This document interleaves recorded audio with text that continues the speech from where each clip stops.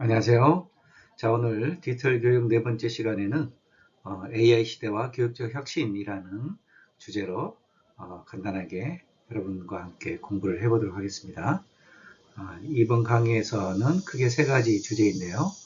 어, 테크놀로지가 일상화된 환경에서 학습과 소통이 어떻게 변할 것인가, 그리고 이제 포스트 휴먼적 교육과정 설계를 어떻게 하는 것인가, 그리고 대표적으로 우리가 2020년대부터 겪었던 비대면 교육, 그리고 메타버스의 등장과 수업의 변화 양상을 일단 개론적으로 간단하게 살펴보고 이후 이어지는 강의를 통해서 조금 더 구체적으로 살펴보도록 하겠습니다.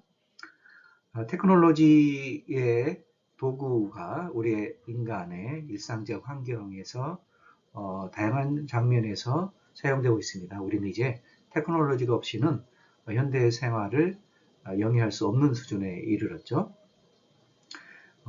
특히 이제 소셜 미디어나 이런 것들을 통해서 SNS 같은 예전의 방식과는 다르게 소통을 하고 있고요. 예전에는 그거를 대중매체를 매스미디어라는 개념으로 대중매체의 영향을 생각을 했었는데, 이제는 뉴미디어라고 해서 대중매체와 완전히 성격이 다른 그런 뉴미디어가 우리들의 현대인의 삶의 소통에 중요한 도구가 되고 있습니다. 우리가 SNS나 뉴미디어를 통해서 단순하게 메시지를 주고받는 것뿐만 아니라 쇼핑이라든가 또 일상적인 생활의 도움들, 스케줄 관리, 그리고 어, 우리가 유튜브나 이런 것들을 어떤 장소나 시간에 구애받지 않고 활용할 수 있는 그런 환경이 되다 보니까 학습이나 또 사람들과 상호작용하는 그런 내용과 형태들이 많이 바뀌어지게 됐죠. 그래서 이러한 테크놀로지의 영향이 앞으로 어떻게 성인들은 물론이고 학생들의 삶에 어떤 영향을 미칠 것인가 라는 것에 대해서 고민을 해볼 때가 되었습니다. 그래서 이제 교육학에서는 테크놀로지 지식을 추가해서 예전에는 사실은 이 오른쪽 그림을 보시면 내용 지식, 컨텐츠 날리지만이 중요했다면 그 다음에는 교수 지식, 페다고직 날리지죠. 어떻게 하면 그 지식을 전달할 것인가에 대한 지식이 중요했었죠. 근데 여기에 더해가지고 테크놀로지 지식, 그래서 TK라고 얘기를 합니다. 그래서 이걸 TPEC이라고는 용어를 쓰는데요. TPEC. 내용과 교수 방법론, 그 다음에 테크놀로지 활용, 이 세 가지를 갖춘 교사의 능력이 요구되는 그런 상황이다라고 이해하시면 되겠습니다. 테크놀로지 시대의 환경을 보여주는 또 다른 예로 라이프 믹스라는 개념이 있습니다. 라이프 믹스. 라이프가 믹스되었다라고 하는 건데요. 어떻게 믹스됐느냐? 온라인, 오프라인이 믹스됐다라는 거죠. 그리고 학습과 게임 혹은 여가 활동이 믹스됐다. 이런 개념으로도 이해할 수 있고요. 믹스되다 보니까 우리는 어떤 순간에 단 하나의 태스킹만 하는 것이 아니라 멀티태스킹을 하고 있죠. 그리고 동시에 멀티 리빙이라는 용어도 쓰입니다. 우리는 다중적인 삶을 살고 있다는 겁니다. 예를 들어서 우리가 정체성 같은 경우도 실제적인 사회적인 속에서 정체성도 있겠고, 메타버스라든가 게임의 환경 안에서 정체성이 따로 있는 거죠. 그래서 두 가지, 세 가지 정체성이 동시에 이루어지고 그것이 우리의 삶을 구성하고 있기 때문에 멀티 리빙이라는 용어를 씁니다. 사람들은 점점 일과 놀이, 그다음에 현실과 가상 사이의 경계가 모호한 상태로 생활을 하게 된다. 그리고 대표적으로 스마트폰이 그러한 경향성을 가속시키고 있다라고 하는 것을 잘 알고 계실 겁니다. 이런 데서 학습 환경은 어떻게 변할 것인가 이런 고민을 하고 있고요. 오른쪽 그림은 이제 여러 가지 그 스마트폰 앱들이 이러한 것들을 라이프 믹스를 가속화시켜주고 일상화시켜주는 그런 도구로 활용되고 있다는 걸 보여주는 하나의 증거라고 볼 수 있겠죠. 세 번째는 우리가 계속 얘기를 하고 있지만 모빌리티가 증가되고 있다라고 하는 겁니다. 테크놀로지로 인해서 이동성이 증가됐다. 우리는 사실 예를 들어서 랜선 집들이라는 용어도 있고 랜선 여행 이런 용어들이 일상적으로 쓰이잖아요. 사실 팬데믹이라든가 전쟁의 위험, 기후의 위기, 그다음에 어떤 경제적인 부담 이런 것 때문에 우리가 해외여행을 가는 것이 조금 어려워졌습니다. 그런데 사실 우리가 반드시 그렇게 해외 현장 가가지고 어떤 경험을 해야지만이 진짜 의미가 있는가? 이런 질문에 대해서도 다시금 생각해보는 그런 시대에 접어들게 되었다라는 거죠. 그래서 가상적 경험을 통해서 모빌리티라는 게 사실은 몸이 이동하지 않고 우리의 정신과 어떤 감정 이런 것들이 그냥 제한 없이 왔다 갔다 한다는 것을 모두 다 설명하는 것입니다. 사람들은 이제 우리가 SNS에서 하듯이 문서나 가이드북, 브로셔, 여행 후기 이런 걸 통해서 서로 공유하면서 자신들의 기억, 그다음에 회상, 그다음에 여러 가지 느낌, 감정, 생각 이런 것들을 경계 없이 소통하고 교류하고 그렇게 하고 있다라고 하는 것이 바로 모빌리티의 하나의 어떤 증거라고 볼 수 있겠죠. 그래서 이제 그것을 또 보여줄 수 있는 Mobility and Mars라고 하는 개념입니다. Mobility as a Service. 그래서 빅테크 업체들은 뭐 이런 것들이 너무 일상화된 기술과 사람들의 기호다 생활 패턴이다 보니까 모빌리티를 하나의 서비스로 만들어 가지고 그걸 통해서 사람들을 뭐 서비스를 제공하고 물론 이제 부정적으로 보면 그걸 통해서 간접적, 직간접적으로 사람들을 통제하거나 사람들의 생각을 왜곡시킬 수도 있겠죠. 그런 부분들은 우리가 동시에 고민을 해봐야 될 그런 문제라고 이해하시면 되겠습니다. 자, 그러면 이런 디지털 시대의 등장이 교육에 어떤 시사점을 주느냐? 우리가 예전 강의에서 말씀드렸듯이 앞으로는 지식의 시대가 아니라 정보의 시대로 넘어가겠다라는 겁니다. 자, 우리가 지식 많이 얘기를 하고 있는데요. 제 생각에는 이제는 정보가 더 영향력이 커진다는 겁니다. 지식과 정보는 어떤 차이점이 있느냐? 이것에 대한 설명들이 많이 있습니다. 뭐 어떤 많은 설명들 중에서 제가 강조하고 싶은 것은 지식의 개념은 인간적 학습자가 다루는 어떤 정보입니다. 그러니까 인간이 뭐 학습하고 그 다음에 그 지식을 체계화하고 쌓고 그걸 활용하고 하게 되면은 우리가 지식이라고 얘기할 수 있는데 그런 지식의 비중은 이제 상대적으로 적어질 수밖에 없다는 거죠. 그러면 컴퓨터라든가 네트워크 여기에 흘러다니는 엄청나게 지식과는 비교가 될 수 없을 정도의 엄청난 그런 데이터들은 바로 정보라는 개념으로 이해될 수 있고요. 그 정보는 주체가 반드시 인간이지 않아도 된다라고 이해하시면 되겠습니다. 자, 지식은 더 이상 개인의 머릿속에 축적되고 처리되는 우리가 흔히 말해서 암이라고 하죠. 그런 형태가 아니라 개인의 머릿속에 벗어나서 다양한 형태로 작동을 하고 있다. 자, 우리가 이거를 인정하든 인정하지 않든 간에 세상은 그렇게 이미 변해가고 있습니다. 물론 그런 것이 바람직하냐 바람직하지 않느냐 문제는 그 다음 문제입니다. 현실이 그렇다는 거고 그랬을 때 우리가 바람직하지 않으면 어떻게 하면 그러면 그렇지 않은 뭐 과거의 고전적인 삶의 방식을 회복할 것인가 이런 것들을 고민해야 되겠죠. 그렇죠. 그 다음의 문제고요. 현실에 벌어지는 일들을 우리가 명확하게 직시하는 것이 중요하기 때문에 이런 얘기를 하는 겁니다. 자, 이제는 지식 전문가가 중요해지만 앞으로 이제 정보 전문가가 중요하겠죠. 그리고 정보 전문가는 조직 안에서 이 정보가 어떻게 쓰일 것인가만을 고민했다면 이제는 연결성입니다. 초연결성. 조직이나 어떤 상황이나 이런 것들을 넘어서는 어떤 뭐 맥락에 얽매이지 않고 엄청나게 많은 데이터들이 흘러다니는 그런 상황 속에서 이 데이터들을 어떻게 활용하고 어떤 의미를 부여할 것인가 이런 것들을 이제 고민하는 거다. 그게 이제 빅데이터의 특성으로 잘 알려져 있습니다. 자, 교육에 있어서 중요한 것은 학생들에게 이런 지식과 정보 혹은 빅데이터를 전달하는 것은 일단 학생들은 미성숙한 존재라고 하는 그런 기본 가정이 있기 때문에 학생들에게 뭔가를 제공할 때는 스크리닝하는 작업이 어느 정도 필요하겠죠.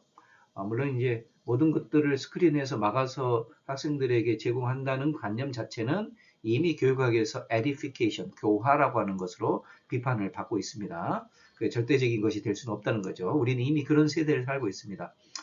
그럼에도 불구하고 앞으로 이제 빅데이터의 시대에서 학생들이 무분별하게 모든 것에 노출되는 것은 바람직하지 않기 때문에 교육적으로 혹은 교사, 교육 전문가들이 나름대로의 학생들에게 적합하고 필요하고 하는 정보를 전달하고 그 정보를 탐색할 수 있는 능력을 길러주는 그런 필터링의 역할을 해야 된다는 겁니다.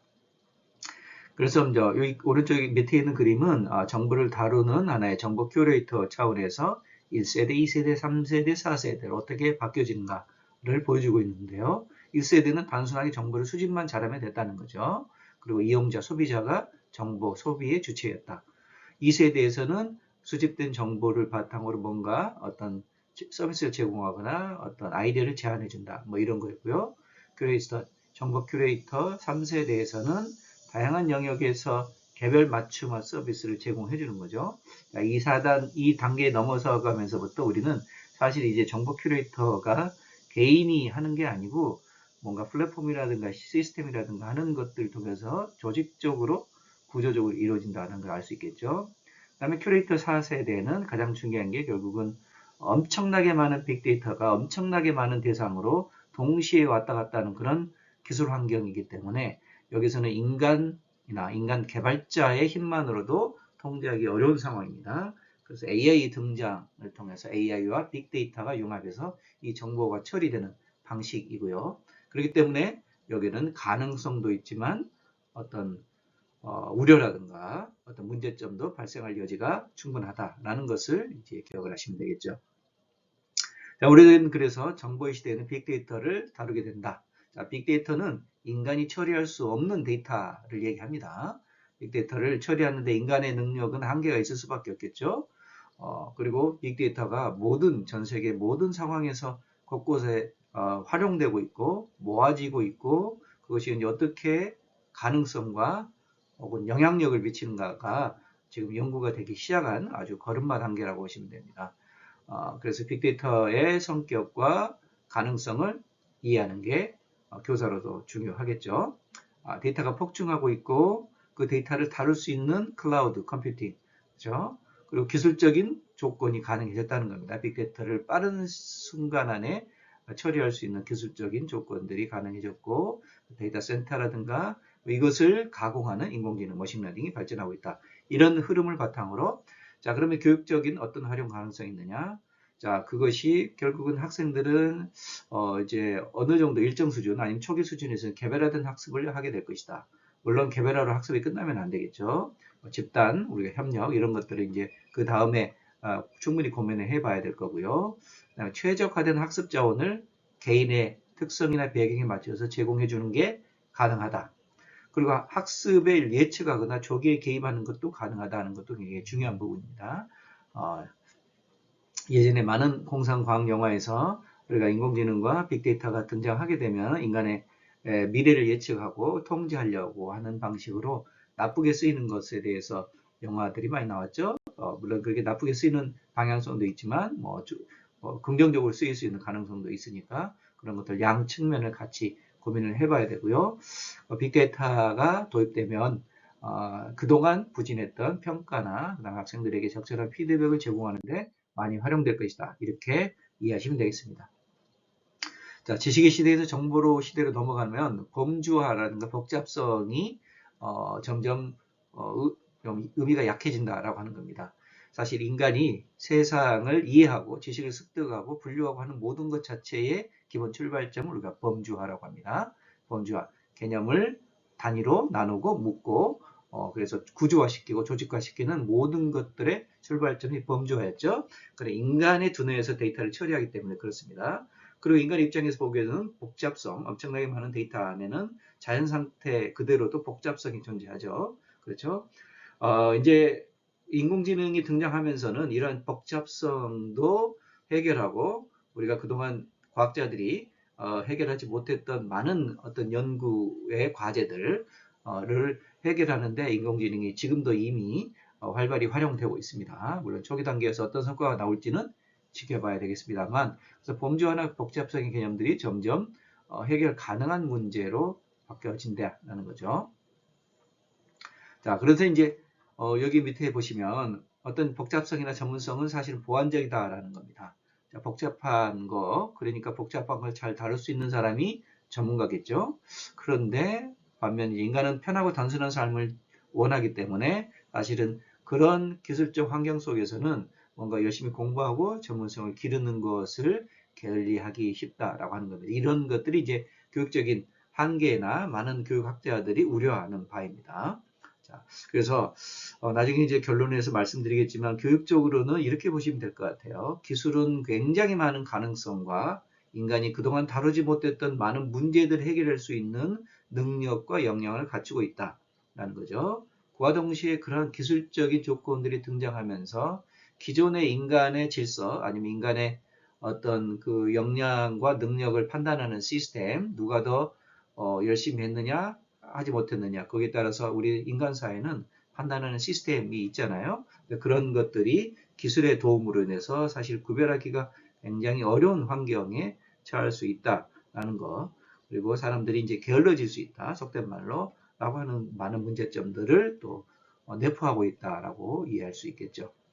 자, 멀티태스킹 시대에는 사실은 우리가 이미 멀티태스킹 흔하게 하고 있죠. 음악을 들으면서 공부한다거나 뭐 아주 간단하게 얘기하면 우리가 이동하면서 음악을 듣고 그 다음에 게임을 하거나 이런 것들을 하죠. 사실은 이것 자체가 멀티태스킹입니다.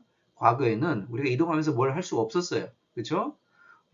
근데 이제는 이동이라고 하는 목표와 그 다음에 그 안에서 사람들이 자기가 원하는 어떤 활동들을 시간과 장소에 구애받지 않고 디지털 기기를 통해서 두 가지, 세 가지를 동시에 하고 있다라고 하는 것. 그래서 멀티태스킹은 이제는 거의 기본값이다라는 것을 이해할 수 있겠죠. 그런데 그럼에 따라서 또 한계점들이나 문제점들은 사람들이 집중력이 떨어진다든가 이것도 저것도 안 얘기 될 수 있고 자기도 모르는 스트레스를 받을 수 있고 뭐 건강에도 해로움을 끼칠 수 있고 뭐 여러 가지 문제점들이 있을 수 있겠죠. 그래서 요는 우리가 멀티태스킹을 이제 잘하느냐 못하느냐 효과적으로 하느냐 못하느냐가 중요할 것 같습니다. 그것에 의해서 어떤 한 개인들이 그것의 훈련의 정도에 의해서 개인의 역량과 능력과 사회적인 인정이 달라질 수 있다는 겁니다.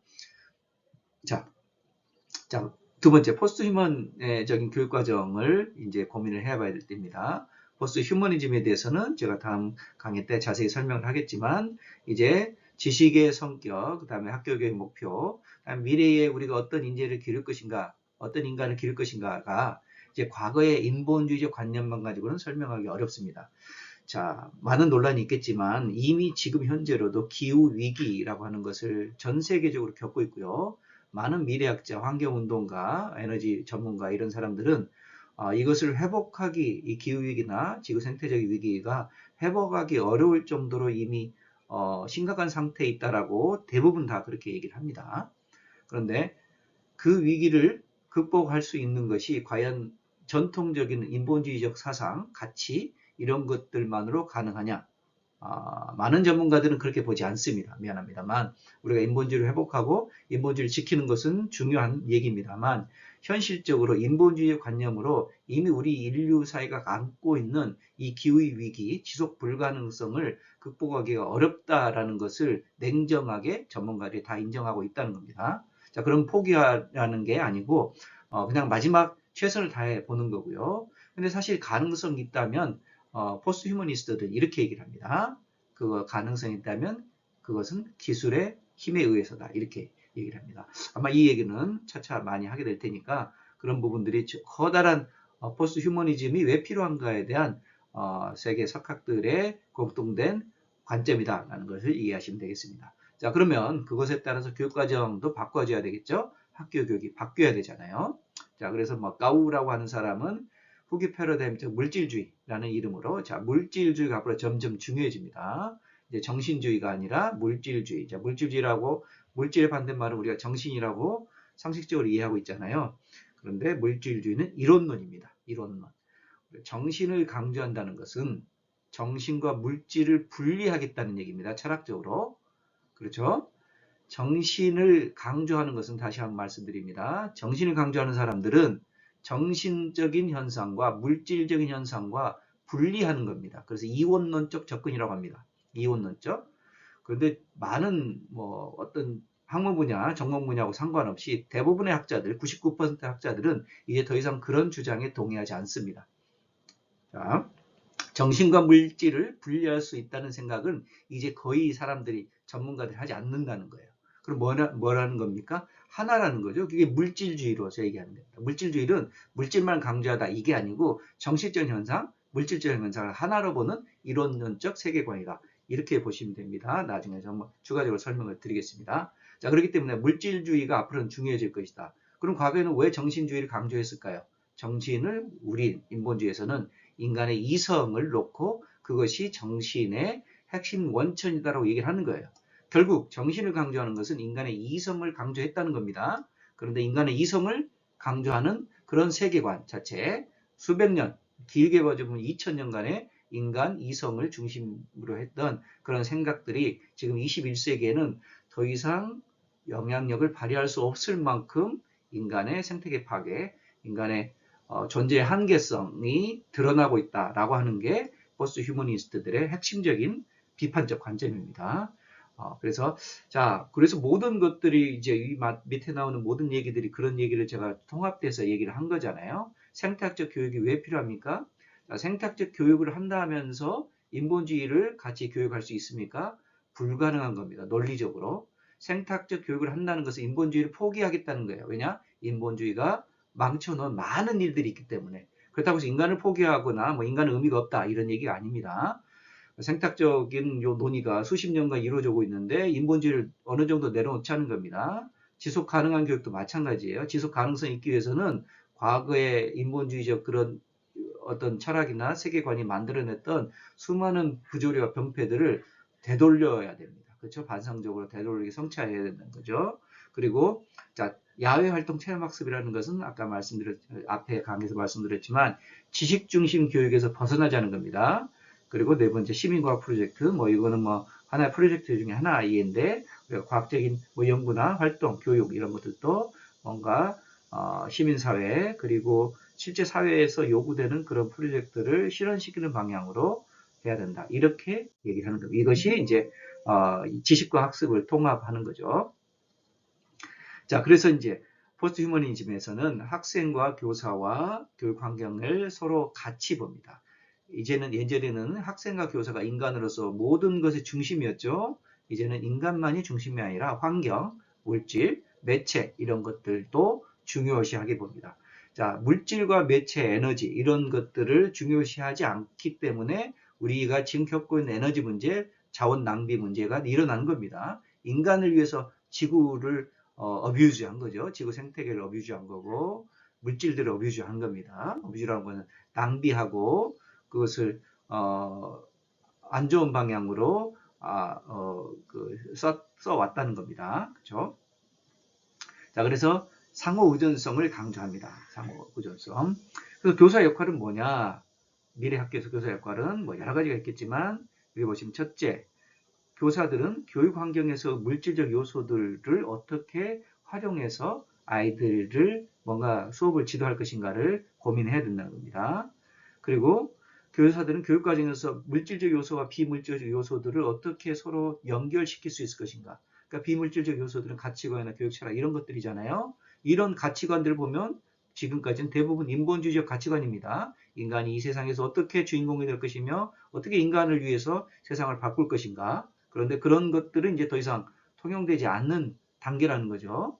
그렇죠. 인본주의를 내려놓지 않고서는 지구 자체 지속 가능성 자체가 불가능합니다. 이것에 대해서 반박하는 학자가 혹시 있으시면 한번 찾아보시기 바랍니다. 거의 없을 겁니다. 자, 셋째, 교사들은 실용주의와 물질주의 융합해서 교육 환경과 어떤 교육 과정을 복잡성을 잘 처리하는 것을 고민해야 된다. 이런 얘기를 하는 겁니다. 그래서 교사들의 역할들. 자, 이 강의를 듣는 여러분들이 이 내용을 봤을 때 전통처럼 교사들이 자기 교과 지식, 수학, 과학, 국어, 사회과 이런 단편적인 지식 그리고 이게 새로운 지식도 아니고 수십 년 동안 갖추어지고 축적된 그런 지식들을 배우고 그것을 그대로 교사가 돼서 학생들에게 전달하고 하는 이런 관점은 더 이상 선진국 교육에서는 용인되지 않는 관점이다라는 것을 기억하시면 되겠습니다. 자, 쇠렌스라는 학자는 교사 교육 프로그램을 통해서 어떻게 포스트미적 환경에 맞는 교사 역할을 개발할 것인지 고민하고 있는데 위에 이제 보시면 교육 환경의 물질적 요소, 교실 공간이 있고 온라인 환경도 있죠. 메타버스도 다 물질적 요소입니다. 컴퓨터 활용하는 거, 스마트폰 활용, 인공지능 활용 전부 다 물질적인 요소들죠. 그런 것들을 활용해서 교사 학습 전략을 짜는 것을 고민해야 되는 거고요.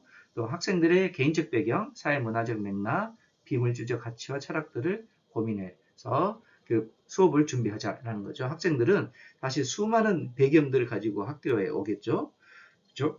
우리는 지금까지 학생들이 어떤 배경만 봅니까? 그냥 선수학습, 그렇죠? 그다음에 학생들의 어떤 사고력, 인지적 능력 이것만을 가지고 학습의 토대로 삼았어요. 최근까지는. 그렇죠? 그러니까 이렇게 하겠다는 것 자체가 지식교육을 하겠다는 겁니다. 지식 중심으로 모든 걸 얘기하겠다는 거예요. 자, 그런데 그 지식 중심 교육의 한계성은 더 이상 얘기하지 않아도 되겠죠. 사람들에게 지금 더 필요한 것은 무엇일까요? 이제는 지식보다는 정서나 윤리나 사회성 이런 것들이 더 필요할 겁니다. 이런 것들을 학생들에게 가르치면서 그걸 통해서 학생들이 각자 발전하게 하는 것이 중요하다. 자, 지식 중심 교육의 한계성은 여러 가지가 있겠지만 뒤에도 나오겠지만 학생들의 성과를 획일화시키는 겁니다. 성과. 왜냐? 지식을 통해서 획일화시키고 서열화시키기가 편하기 때문에 그래요. 그렇죠? 그런데 사실 사회성, 정서, 윤리 문제를 가르친다면 그걸 가지고 서열화시킬 수가 있습니까? 굉장히 어렵습니다. 그렇잖아요. 윤리적 척도를 가지고 1등, 2등, 3등, 4등을 나누면 반발도 있겠죠. 이러한 것들이 인간 사회의 어떤 교육적인 병폐였어요. 지식 중심으로 학생들 서열화시키고 그걸 통해서 상급 학교에 지나가거나 좋은 직장을 얻거나 하는 것이 지금까지 교육에 우리나라뿐만 아니라 전 세계적으로 교육에서 만연되었던 현상입니다. 포스트미ले니얼 교육은 그런 지식 중심 교육의 시스템에서도 벗어나겠다라고 하는 겁니다. 자, 그래서 단순하게 뭐 인본주의를 반대하는 것이 아니라 전체적인 교육의 어떤 메커니즘을 바꾸려고 하는 노력이다라고 보시면 되겠습니다. 자, 구체적으로 어떻게 포스트휴먼 이론에서 관점과 그 다음에 수업의 실천을 융합할 것인지를 몇 가지 사례만 들어보겠습니다. 자, 예전에는 우리가 커밍스라고 하는 사회문화 언어학자들은 언어학습에서 중요한 것들이 뭐 언어의 상호의존성, 인지적인 거, 그 다음에 학술 언어 능력을 개발하자. 학술 언어라고 하는 것은 학생들이 언어를 통해서 뭔가 새로운 지식을 얻게 되고 아이디어를 나누는 그런 능력입니다. 전통적으로 학교 교육에서 중요시되었던 능력이죠. 그리고 학생이 참여, 자기조절, 문화적 다양성을 인식하는 것, 이런 것들이 언어 교육의 핵심이었다라고 얘기를 했습니다. 대표적으로 언어 문화학자들이 이걸 강조해 왔다는 거죠. 야, 이것 자체가 사회문화적 이론에 기반한 관점입니다. 앞으로는 언어는 지금까지 뭐 어떻게 얘기합니까? 인간만의 고유의 사물이라고 얘기했잖아요. 앞으로 포스트휴머니즘은 그렇지 않습니다. AI도 언어를 쓸 수 있고요. 동물들도 언어를 쓸 수 있고 사물들이 소통한다면 그걸 포괄적으로 얘기해서 우리가 언어라고 합니다. 물론 컴퓨터 언어는 인간의 언어를 모델로해서 만들었고 인간과 소통을 하기 위해서 만들어졌습니다만 그거를 배제하는 게 아니고 전체적으로 언어는 인간만의 존재, 그 다음에 인간만의 어떤 특질이다. 이런 관념들은 굉장히 구시대적 관념이다라고 하는 것을 많은 언어학자들이 지금은 다 동의하고 있다는 것을 기억을 하시기 바랍니다. 그래서 이제 언어의 특성은 인간의 언어가 아니라 탈맥락적 언어. 탈맥락적 언어라는 것은 언어나 정보, 언어 형태를 쓰고 정보나 자료나 데이터 이런 것들이 네트워크를 통해서 엄청나게 맥락을 떠나서 활용될 수 있다라는 겁니다. 연결적이고 확률 모형. AI가 응답하는 그 내용도 확률 모형에 의해서 인간의 언어, 빅데이터를 학습해서 인간이 원한다고 기대되는 답변을 해주는 확률 모형이라는 걸 아마 아실 겁니다. 나중에 차후에 이후 강의에서 자세히 설명을 드리겠습니다. 그래서 언어도 사회물질적 이론으로 봐야 된다라고 하는 겁니다. 자, 예술교육은 특히 이제 예술교육 하면 창의성과 연결시켜서 인간만의 어떤 그 영역이다라고 받아들여져 왔습니다. 자, 최근 미술이나 예술의 음악이나 예술의 전문가들은 여기도 여기저기 논란이 있겠지만 인공지능을 통한 예술교육도 많이 모색하고 있습니다. 자, 그리고 많은 학자들이 그걸 대해서 되게 이제 오픈해서 연구를 하고 있고요. 위에 있는 박스를 보시면 자, 이게 창의성의 특징입니다. 틀에 갇혀있지 않고 관습을 깨고 비범하다는 것은 범상치 않다는 겁니다. extraordinary라는 겁니다. 전통적 사고에서 벗어나고 참신하다라는 거. 자, 이런 특성을 가지고 있는 게 창의성의 특성입니다. 자, 그럼 이 창의성은 인간에게 더 있을까요? AI에게 더 있을까요? 자, 뭐 논란이 있겠지만 AI도 충분히 이 창의성을 가질 수 있다는 겁니다. 이런 특성들을 당연히 가질 수 있겠죠. 오히려 어떤 사람들은 AI가 더 창의적일 수 있다. 인간은 되게 관습적이고 문화에 의해서 지배를 받는다. 이런 얘기를 하고 실질적으로도 대부분의 사람들은 저를 포함한 대부분의 사람들은 그다지 창의성이 있지 않습니다.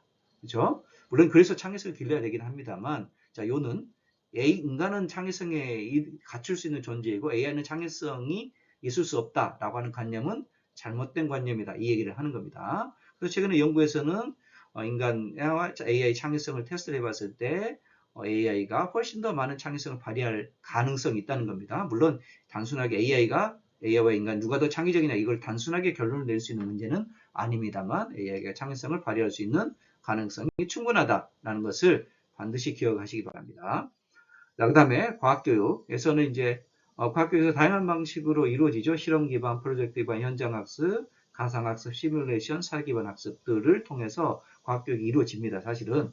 자, 그런데 이런 과학교육의 다양한 접근들을 AI를 통해서 활용할 수 있다라는 겁니다. 자, 이게 무슨 얘기냐면요. 우리가 흔히 과학교육을 학습한다 했을 때, 과학을 학습한다 했을 때 인간의 이성, 인지적 능력을 지나치게 강조해 왔습니다. 잘못된 접근법입니다.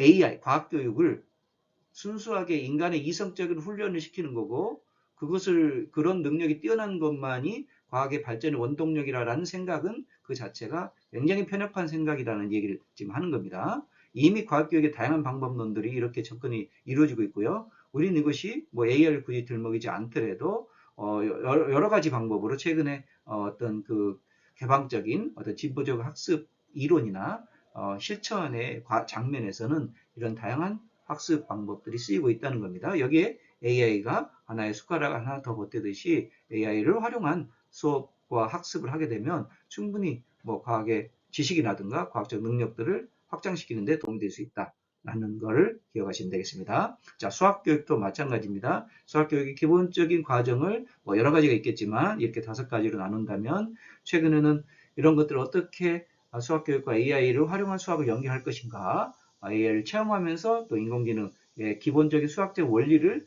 익히면서 배우면서 할 수 있는 다양한 방법들이 있다라고 하는 거고요.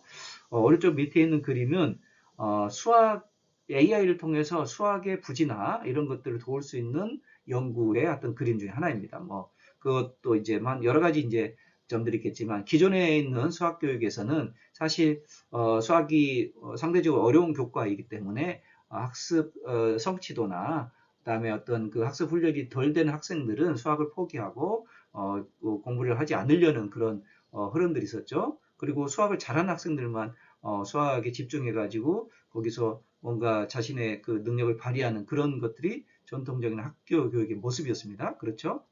뭐 그 자체를 비난할 수는 없습니다만 그 과정에서 사실은 수학이 를 통해서 학생들을 변별하고 구별하고 서열화시키는 도구로 수단으로 사용되고 있다라고 많은 학자들이 지적을 합니다. 그럼 이 그림은 뭐냐면 자기가 수학을 자신이 없더라도 아니면 수학에 뭐랄까 어떤 기초가 안 되었더라도 AI를 통해서 수학에 관심을 갖고 수학적인 사고를 하려고 하고 하는 수많은 노력들을 하게 되면 다양한 노력들을 시도하게 되면 AI가 학생들의 수학의 실력을 전반적으로 상향시키는데 도움이 될 수 있다. 그렇죠? 충분히 의미 있는 시도겠죠. 이런 것들을 AI 교육이 할 수 있다라고 하는 것이 중요한 포인트입니다. 자, 그래서 포스트민족 교육은 사실 생활 공간과 학습 공간이 섞여 있는 거죠. 시간적, 공간적으로. 왜냐하면 이제 공간으로도 우리가 유비쿼터스처럼 왔다 갔다 하고 메타버스와 현실 공간을 왔다 갔다 하고 그것이 기술적 통합으로 가능하고 그리고 그것을 결국은 기존에는 지식 중심, 그 다음에 교수자 중심의 학습이었다면 이제 학습자 중심의 교수법으로 도달할 수 있다라는 겁니다. 자, 2020년부터 비대면 교육 그리고 2022년 앞으로도 뭐 계속 잠깐 유행은 지났습니다만 이게 사라지지는 않습니다. 절대로 사라질 수 있는 내용이 아니고요. 메타버스라는 환경을 통해서 수업이 어떻게 변화될 것인지를 얘기를 하고 있습니다. 자, 지식 생태계가 변하고 비대면 교육이 이제 일상화되어 왔죠. 그 특징이 이제 지식이 융합화된다는 거고요. 악상블라주 개념은 오른쪽 그림으로 제가 설명을 해보면 다양한 방식으로 쓰이고 있는데 여러 가지 요소들이 얽히고 설켜 있는 상태를 우리가 흔히 말해 assembly, 조합한다라고 하는 것이 이제 약간 불어식의 발음이 아상블라주입니다.